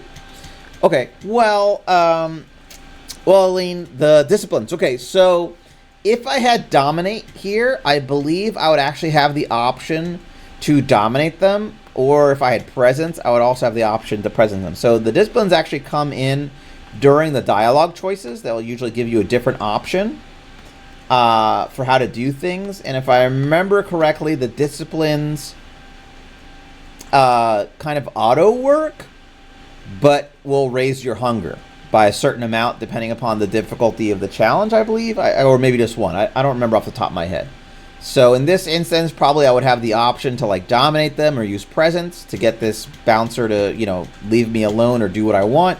My hunger would go up, but I would automatically kind of succeed. And so that's kind of the disciplines work in general. Obviously, it's a gangrel. I don't really have many disciplines that are of use in the social situations, which are kind of heavy in the early game. Hopefully, there'll be more use in the later game if I choose to go more combat-oriented. I've actually never had a character with animalism because I've never played the Nosferatu either. So I'm curious how animalism will come into play. There might be certain places where I might have solved something in a social way or in a combat way that animalism will let me handle in a different way. So I'm curious about that. So yeah, this one's come into play that way. And you can actually get out of clan disciplines. And the disciplines, if I remember correctly, are basically just categories in this game. So you don't get individual powers, but they let you do things within the flavor of that discipline. So with like Dominate, I'll be able to tell people what to do in a general sense. With Presence, I will be able to, you know, influence emotions and crowds. Obfuscate, I'll turn invisible, that kind of thing. But I won't actually buy individual powers. It's more narrative to what those... So it's, in a sense, it's almost like more like the card game, where the disciplines are like general categories that let you do things and activate powers without actually detailing what individual powers each card vampire character has. And actually in the card game, if I remember correctly, it's either a square or a diamond, and the square means you have an advanced level of discipline. Sorry, the diamond means you have an advanced level of discipline, while the square means you have a regular level of the discipline. So let's see what my options are. I can give them money. I actually have $500, so I could give him $300 if I was feeling generous. I could talk to him. Yet again, I'm not very good at talking. Or I can try to beat his ass. So I'm pretty good at beating asses. So let's try that. 40% chance. Alright, I did it. Okay. You flash the bartender your weapon and politely ask if their life is worth $300. They stare at your weapon terrified before telling you that Victoria is in her private den and points to a door labeled staff only. So I guess fighting is not just beating people, but also has to do with the threat of violence, which is fine. As you enter the door labeled staff only, you find an elegant office with a sharp-looking woman scribbling at an ornate wooden desk. She looks up from her paper, clearly annoyed. She seems to remember you from Elysium, but insists that she is a busy woman, and if you have something to tell her, you should do it now. Okay, Victoria. Got it. Alright, Victoria Driscoll. Victoria greets you and introduces herself as the Ventru Primogen. Okay, so I was right, the Ventru. She tells you that if you are ever in need of work, you could find a job at the Siren's Call. At the strip club, okay, alright. I guess my crazy eyes, I would be a very unique stripper. She tells you that if she sees any mess-ups, that she will not hesitate to fire you, however.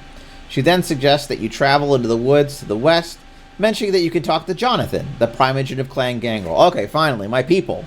Finally, we can find the Gangrel and my people. There's still a Gangrel Primogen, that's great. The Siren's Call, is actually a way to farm cash. You can park yourself or a coterie member, right? I think you can work as a bouncer. I think you could work as a bouncer, a dancer, or like a waiter, if I remember correctly.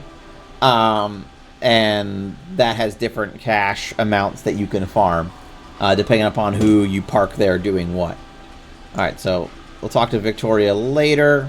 All right, I was going to go to my Haven. The night's almost over. Let's do that.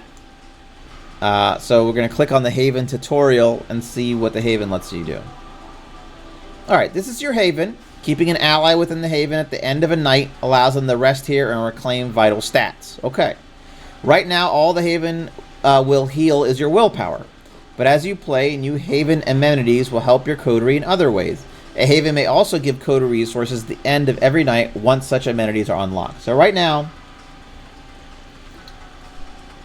basically, if I sit someone in the Haven and they're there when the night tracker here, the night clock, rolls over to a new night, it will heal some willpower and do other things. Though, of course, also security goes down when the night clock rolls over.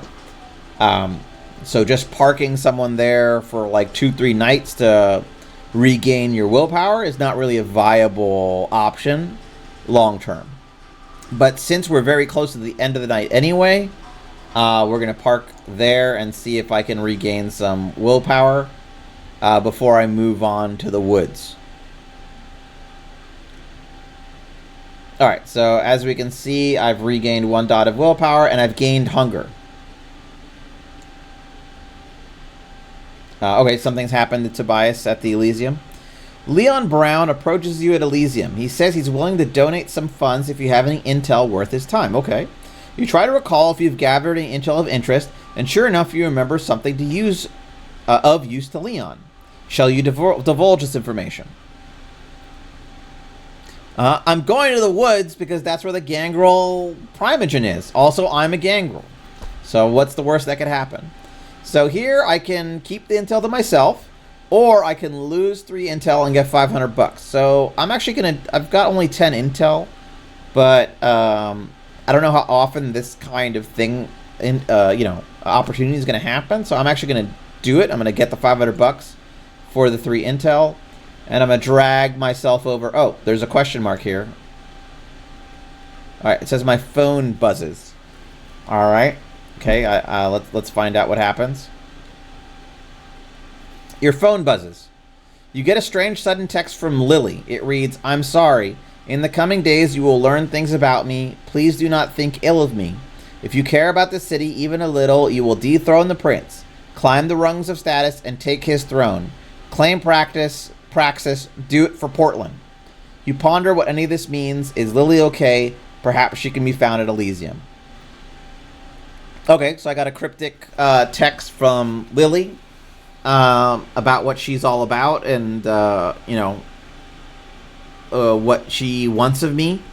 So I'm going to click what does this mean, and maybe I can find out more at Elysium. So I'm actually going to ignore that and go to the forest. I'll go to Elysium afterwards. Cryptic text while I'm on the bus. It's, best not to rush around. Oh, well, right. Well, I had Tobias parked at Elysium. So I guess he's going to find out what happened to Lily, maybe, while I'm in the woods. A situation has arisen. You are suddenly approached by an angry-looking kindred. They yell that they've heard you spreading lies and rumors about them. You don't recall such an attack, but that doesn't seem to matter. How will you handle the situation? Okay, that's one of the problems with having Tobias parked here is even though he's farming influence for me, which is great, he also has to handle any situations that arise, and as you can see, Tobias is not very well equipped to handle any situations. He's a pretty weak vampire. So I can convince them that I've done no such thing, which 10% chance Tobias is not a talker. It's literally his worst stat. Or I can actually spend some of my influence, which he has been farming nonstop, to gain and to basically tell them to F off. And that'll actually increase my status by 3, which is huge. Status is kind of the win condition. So anything that gives you status is worthwhile. So I'm going to do that for sure. So status is everything. You clear your throat and politely but firmly remind them that they have no place throwing baseless accusations in the direction of someone so high up in the Camarilla. Well, that's kind of hilarious, the thin blood kind of talking them down. Yeah, I mean, I don't need... I guess I could have used the willpower. Tobias does have a lot of willpower, so I could have tried the talk check. But the fact that this option spends some of the influence I've been farming with him and gives me status seems like the better of the two, and it saves the willpower, which is a finite resource and spread amongst my coterie members. But it is also funny, a thin blood basically, throwing status around. In this case, basically, it's more my status than his. He's basically reminding this guy that he's part of my coterie, and that they shouldn't F with him unless they want to deal with me, the newly embraced gangrel, who somehow is, has enough status to make this happen. All right, so they leave me alone. They leave muttering as they go. All right, so I'm going to see if maybe I can farm something else with Tobias. Here I can work as a waiter, which gives me $200 every cycle. All right, and let's see. Uh-oh. The Silent Woods.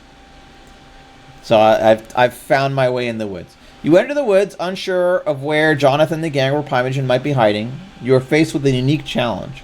How does one find a person who's hiding? How does one find a person who's hiding in the woods? As you ponder your next step, you cannot help but feel like you are being watched. All right, so here I have the option to use the vampiric powers. So I can use animalism to talk to animals, or I can use Protean to activate animalistic senses of smell. Okay, as you can see, they both increase my hunger by 1, and my hunger is actually pretty high. Or I can use my logic or awareness skills, both of which I'm really terrible at, like negative 20% chance and negative 10% chance. So that would basically mean I would have to blow willpower. So I've actually never used animalism or Protean. So I'm going to use Protean, since that's the more gangrel specific power, and let's see what happens. So your nose transforms into that of a wolf's, allowing you to sniff the air deeply. Okay, so he's like doing some metamorph stuff here. You smell someone who smelled of Elysium, but now smells of the forest. You follow the smell into the woods. The forest opens up into a clearing as you see Jonathan laying down on a rock, gazing up at the moon. Upon noticing you, he stands up and walks over to you. Okay, so that's actually the easiest I've ever found Jonathan in any playthrough. Usually what happens when I come to the woods, even if I use other disciplines like Auspex or something, I will run into someone else who will often just, threaten to kill me before I find Jonathan. So it seems that using Protean in this instance, which kind of makes sense, is almost like the cheat code to get to the Gangrel Primogen a lot faster. As you can see, my hunger is flashing red. I'm very hungry. I'm almost at 5 hunger.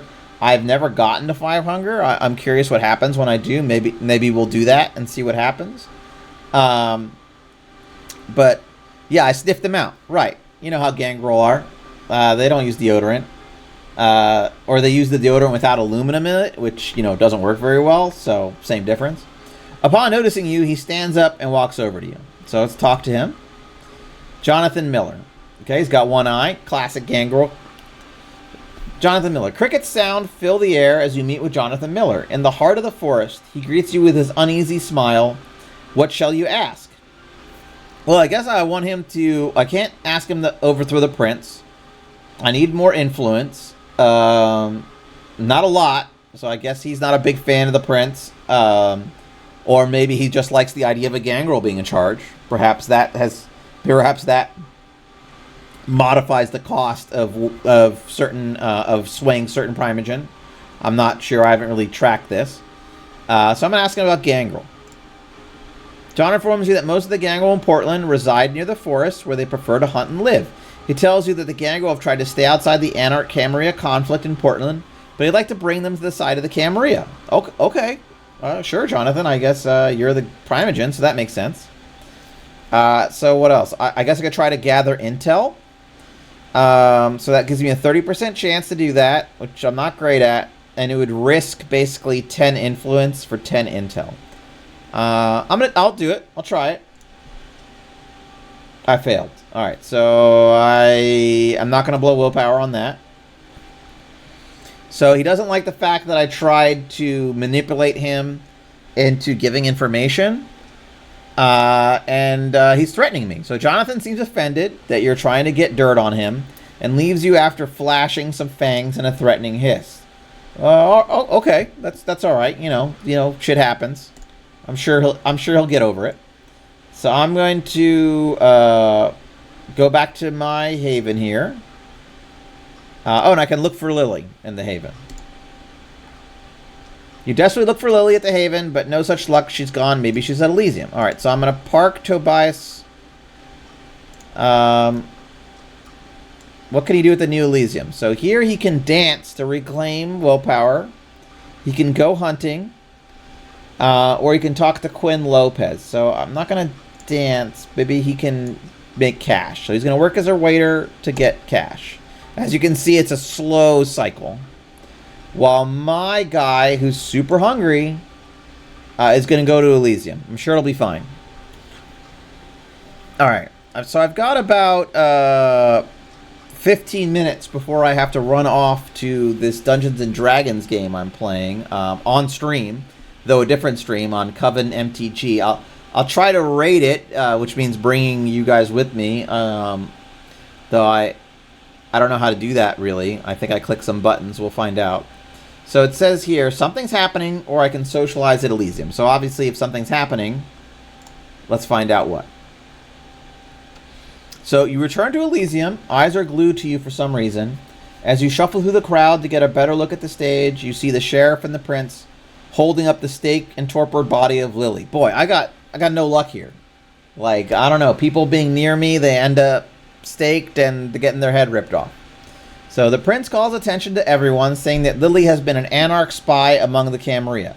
Okay, well, that doesn't bode well for me. I just kind of attract Anarch spies. What? Impossible.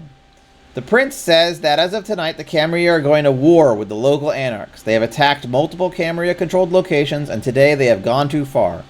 He mentions that this will be the first of many executions to come. Then he sinks his teeth into Lily. Yeah, yikes is correct. He doesn't just drink her blood, he seems to drink deeper and deeper until he's sucking on Lily's dry, dead artery. He keeps feeding, though, drinking more and more until he takes something more than her blood, something deeper, something sacred.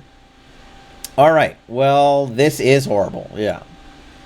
You don't know what, but you see something leaving her torpored eyes as she gazes off listlessly into the distance, like her very essence and soul is being purged. The prince throws her to the ground and to the audience as she begins to smolder into nothing more than ashes and bone.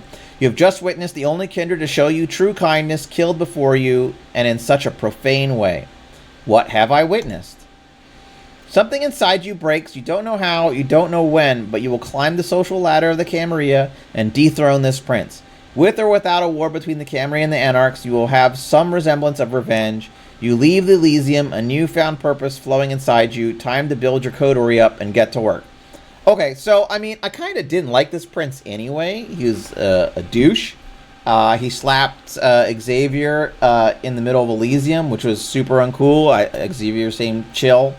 He basically ordered the death of my sire. I mean, that was not so great, considering my sire was a massive hot wolf. Yeah, total jerk. He's a Ventru, not my favorite clan anyway. At least I think he's a Ventru. He's very Ventru-coded to me.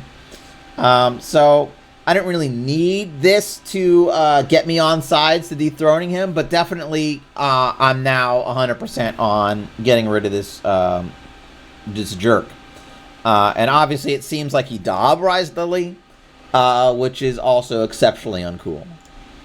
All right, so as far as what I'm going to do next, I'm hungry. So I'm going to go to the New Elysium. I noticed that hunting was an option here. So let's try and hunt there. As you see, my security went down because another night happened. My security is at 12 now. Okay. So the New Elysium. Club music loudly pumps through the crowd. Scantily clad bodies thrash on the dance floor to the music as the speakers reverberate their music on high. Who would you like to feed on tonight? All right, so my choices are anyone who wouldn't be noticed if you took them to the bathroom. All right. So that's a talk check with a 40% chance that reduces my hunger by 1. Or someone who is well dressed. So that's a level 4 talk check. Reduces my hunger by a lot, but on a failure, I lose a willpower. So this is actually a great check for me because I'm so bad at talking. I'm gonna have to probably spend a willpower anyway to succeed. So reducing 3 hunger basically for 1 willpower, I feel is a fair exchange, and I'm gonna go for it. All right, so I failed as expected. I'll blow the willpower point. Now it's success. 3 hunger reduced. So that's pretty great. So you find someone, they're surrounded by friends, and basically I spend time feeding on them and all that. So I'm going to leave the club. And I see here that I have things to do at my haven. I have something to do at the Velvet Art Gallery. And I have something to do at the sheriff. So let's see. They told me that I could get work from the sheriff. So let's see what he's got to say. So there's the sheriff. It looks like he's a Nosferatu. I did call him a thing earlier, so perhaps that is why. Let's see what he's got to say.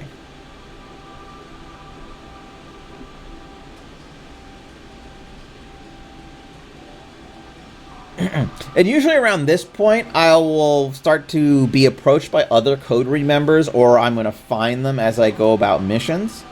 So far, it's just been Tobias and me, so I think it was a smart choice to grab Tobias early on, because without him, we wouldn't be able to kind of like passively farm influence and cash, both of which, well, the influence at least has come in handy, and now we've got a big stockpile of cash.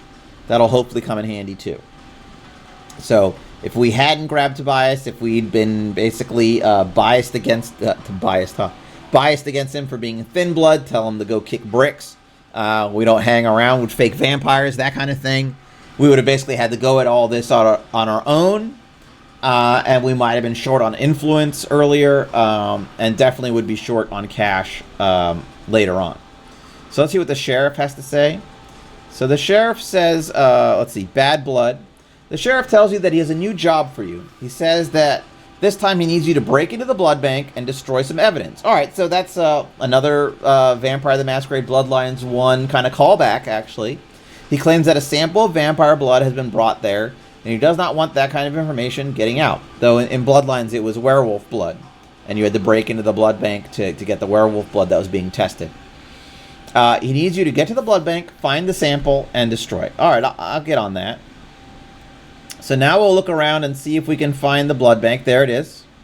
And if we're really lucky, it looks like the blood bank is a regular spot.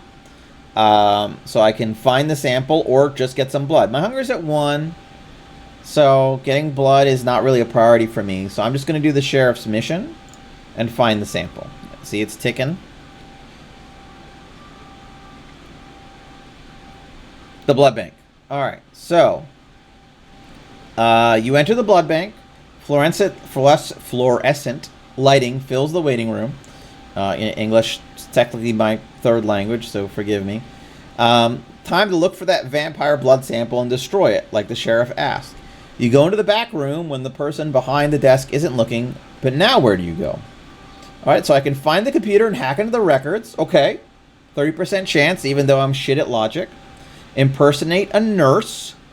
Okay, I feel like I do have nurse-coded eyes with this character. Like, looking at my character portrait, I think he could pull off nurse. Yet again, 30% chance. Okay, that lone willpower dot is I'm risking that. Or I can look around.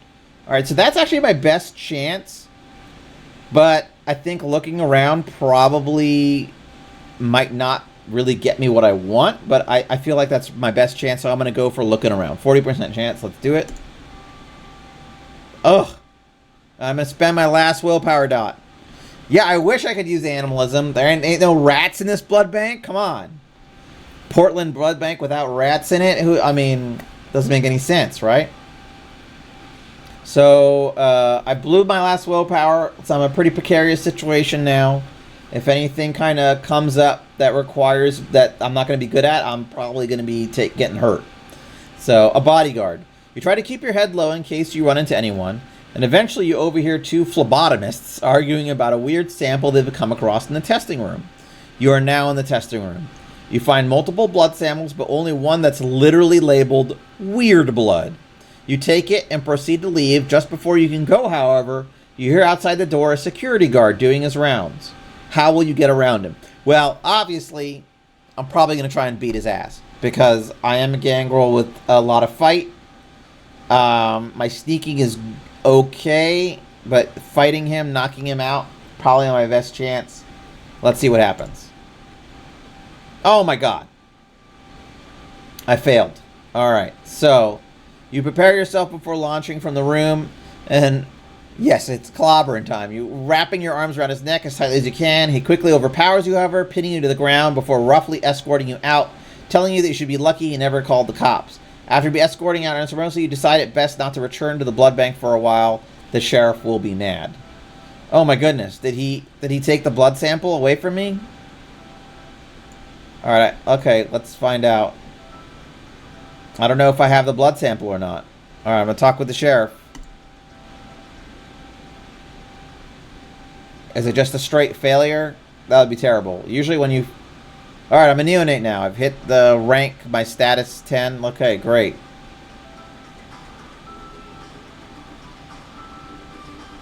Alright, so it's just straight failure. I just failed the mission. I got caught. The sheriff is annoyed with me. He said there'll be more chances to prove yourself to the camera. I found that usually what happens when I fail missions with the sheriff is he stops giving me missions. He basically just keeps telling me to come back tomorrow. And every time I come back, he basically tells me, you know, to go after myself. So hopefully he will actually give me a mission in the future, and that I haven't burnt this bridge by failing so bad right out the gate. Okay, this is different. All right, this is something new. After some exploring in the city, you stumbled upon an odd alleyway. Something draws your attention to it. Seeing a neon heart light pulsating in the darkness and an arrow pointing down towards a door. Curious, you walk over and notice an ankh painted on the door, a common symbol for vampires. Okay, interesting. Knock on the door and see what happens. Yeah, okay, that sounds like the kind of thing I would do. You knock on the door a few moments later, the door opens, and you see a timid-looking man standing behind it. He asks if you are here to run. What do you mean, run? He looks around to see if anyone is listening before telling you that he has perfected a form of thin blood alchemy that makes an addictive blood substance that some kindred consume on the regular. The problem is that the prince has deemed it too dangerous, or a sign of Gehenna. How do you respond? Okay, well, this has happened to me before in other playthroughs, though usually at different times. I don't know if it has something to do with the fact that I ranked up or that it's night 6. This usually doesn't happen to me this early, in my experience, but who knows? So I can I can tell him I'm going to inform the prince. I can ask him why I shouldn't turn him in, or I can say, fuck the prince, what's running? Okay, obviously, I'm going to say fuck the prince. Relieved, he tells you that running is where you transfer the alchelically altered blood to places of interest. Once done, you'll get your payout. He tells you to come by the red runners later to begin running. Okay, so they want me to basically deliver, like, you know, magically altered blood to their, to addicts. To the addicts that they have. So I guess I'll be making money then. Alright, so I'm actually going to stop here. I'm going to save the game. New save. Moon Gangrel Night 6. Alright. So I've got, and I'm going to quit.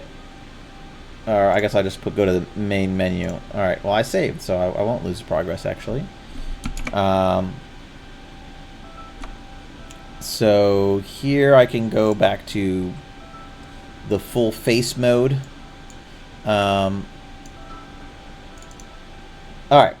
So I've got to take off because I've got to play Dungeons and Dragons and all that at Coven Dungeons and Dragons. I think there's a way I can raid Coven Dungeons and Dragons if they're streaming already. They may not be. Let's see here. I can click the raid button, and we'll see if they're there. Okay.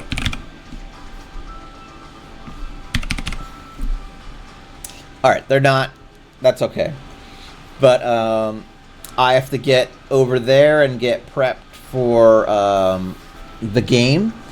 I'm playing a friendly neighborhood necromancer / gravedigger over there with my friend Seth and others. Feel free to watch us at Coven MTG. Yeah, it was good seeing you, Carlos. Take it easy. You're more than welcome to watch us play D&D if you're interested in doing that too.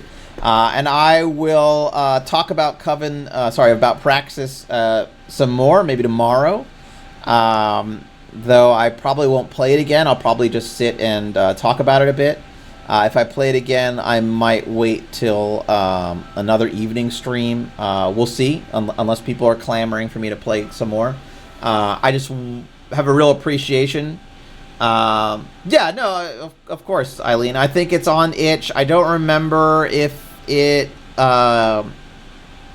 might be like $10 or something like that on itch. I don't remember completely. I think it's worth it, but you know, to each their own. I think I kind of showed you the gameplay loop. It gets, you know, more interesting than that. There are lots of different and interesting coterie members you can pick up. I know there's a Salubri coterie member, and there's a Zemise coterie member, though he's kind of late game if I remember correctly. And they have different effects and different goals, and there are different missions that you accomplish. There's actually a Bahari storyline, which was really interesting, with a kind of like a Bahari Nodist kind of like feud. So I find it to be a fun game with interesting story and very, you know, fulfills that fantasy of being in a Vampire the Masquerade world. And we just don't have a lot of Vampire the Masquerade games out there, at least video games, I should say.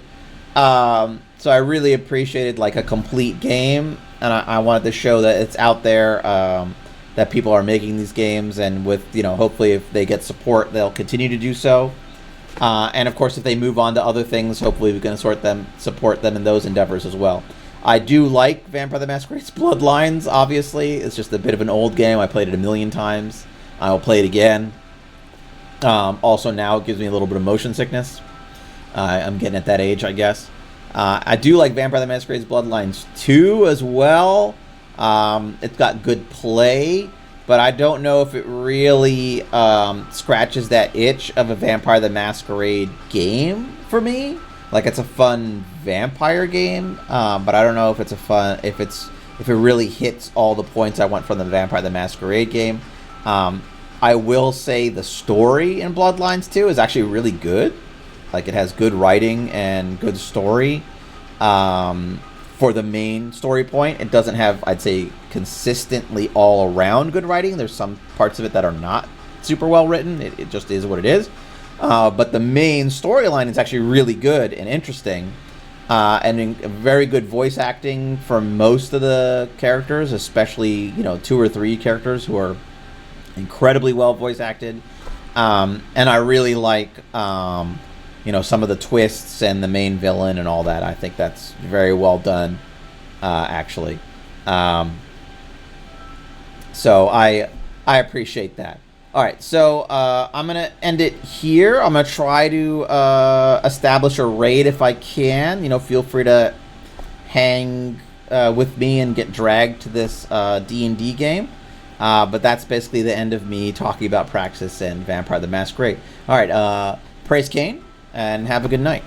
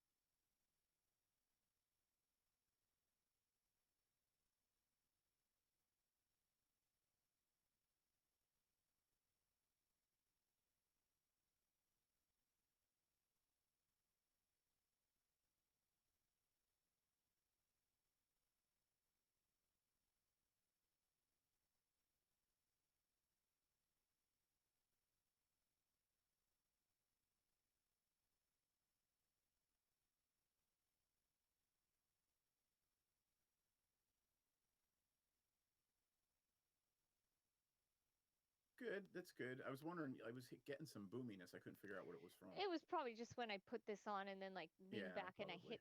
I hit this with my arm. Got it. Yeah, my bad. It's all good. I try not to do it. Sometimes I remember to mute before I move around too much.